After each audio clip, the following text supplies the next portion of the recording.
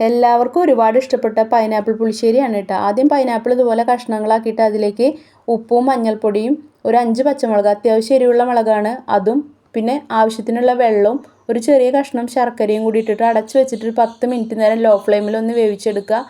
അത് കഴിഞ്ഞ് നമുക്ക് അതിലേക്ക് വേണ്ട തേങ്ങ അരപ്പ് എടുക്കാം. അതിലേക്ക് ഒരു കപ്പ് തേങ്ങയും 1/4 ടീസ്പൂണോളം ജീരകവും 1/4 ടീസ്പൂണും മഞ്ഞൾപ്പൊടിയും ആവശ്യത്തിന് വെള്ളവും ചേർത്തിട്ട് നല്ല പോലെ അരച്ചെടുക്കുക.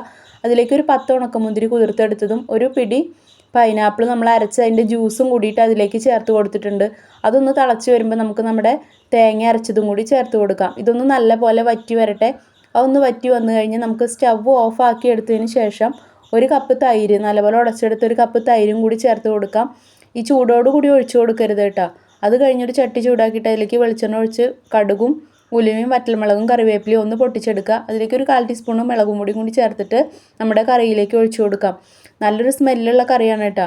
ആ പൈനാപ്പിൾ ഇങ്ങനെ അരച്ചൊഴിച്ച് കൊടുക്കുമ്പോൾ നല്ല അടിപൊളി ടേസ്റ്റാണ്. ഇഷ്ടമായിട്ടുണ്ടെങ്കിൽ എല്ലാവരും ഷെയർ ചെയ്യാനും ലൈക്ക് ചെയ്യാനും മറക്കല്ലേ. താങ്ക്